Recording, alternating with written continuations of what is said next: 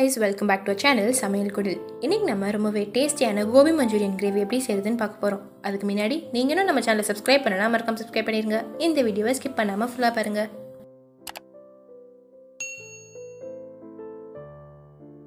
ஒரு கப் காலிஃப்ளவரை சுடு தண்ணில உப்பு போட்டு கழுவி எடுத்துக்கலாம். இப்போ ஒரு பவுல்ல 2 டேபிள்ஸ்பூன் மைதா, 2 டேபிள்ஸ்பூன் கார்ன்ஃப்ளவர் மாவு, 1/2 டேபிள்ஸ்பூன் பெப்பர், தேவையான அளவு உப்பு சேர்த்து மிக்ஸ் பண்ணிடலாம்.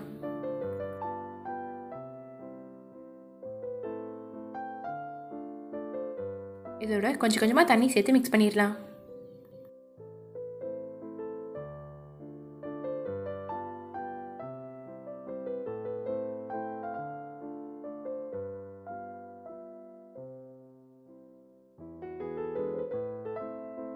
இந்த கன்சிஸ்டன்சிக்கு ரெடி ஆனோட நம்ம எடுத்து வச்சிருக்க காலிஃப்ளவர் இதோட சேர்த்து மிக்ஸ் பண்ணிடலாம். ஒரு கடாயில் எண்ணெய் ஊற்றி எண்ணெய் நல்லா சூடானோன்னு நம்ம ரெடி பண்ணி வச்சிருக்க காலிஃப்ளவரை இதோட சேர்த்து ஃப்ரை பண்ணிடலாம். காலிஃப்ளவரை ஃப்ரை பண்ணும்போது அடுப்பு மீடியம் ஃப்ளேமில் வச்சிடலாம்.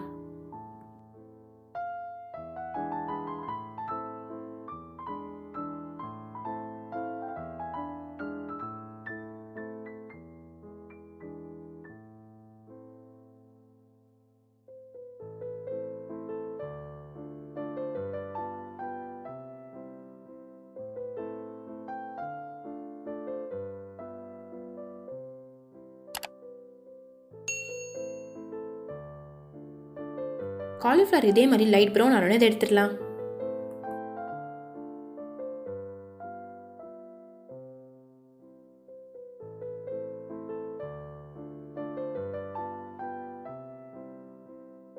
ஒரு தவால 2 டேபிள்ஸ்பூன் எண்ணெய் சேர்த்துடலாம். எண்ணெய் நல்லா சூடானோன்னு இதோட 2 டேபிள்ஸ்பூன் நறுக்கிய பூண்டு சேர்த்து வதக்கிடலாம்.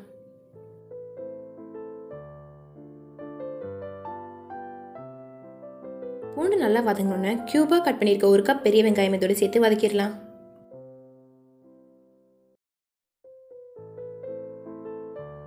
வெங்காயம் நல்லா வதங்கணுன்னு இதோட 1 கப் கேப்சிகம் சேர்த்து வதக்கிடலாம்.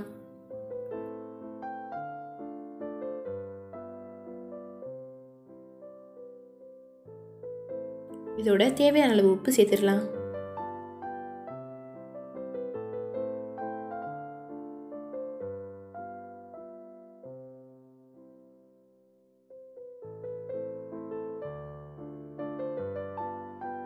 நல்லா மிக்ஸ் பண்ணோன்னா இதோட 1 டேபிள்ஸ்பூன் ரெட் சில்லி சாஸ் சேர்த்து வதக்கிடலாம்.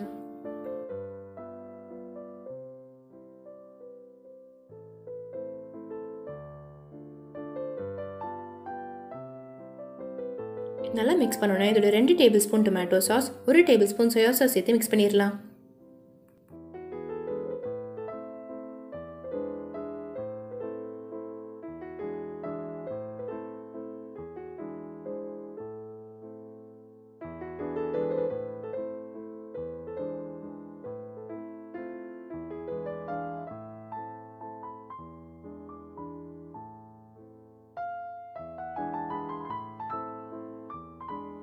ரெண்டு டேபிள்ஸ்பூன் கார்ன்ஃப்ளவர் மாவை தண்ணியோடு மிக்ஸ் பண்ணி இப்போ இதோட சேர்த்துடலாம்.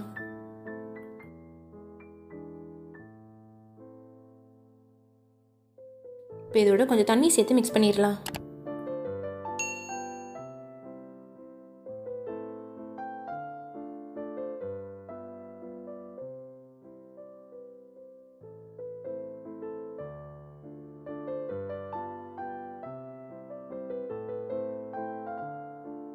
இது லைட்டாக திக்காகும்போது நம்ம ஃப்ரை பண்ணி வச்சிருக்க காலிஃப்ளவர் சேர்த்து மிக்ஸ் பண்ணிடலாம்.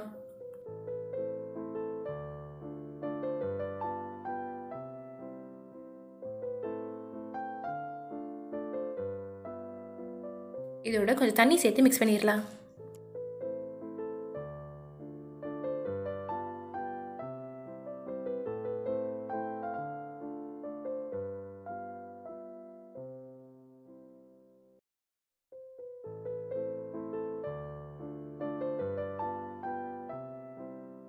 இது கொதிக்கும் போது இதோட 1/2 டீஸ்பூன் சுகர் சேர்த்து மிக்ஸ் பண்ணிடலாம்.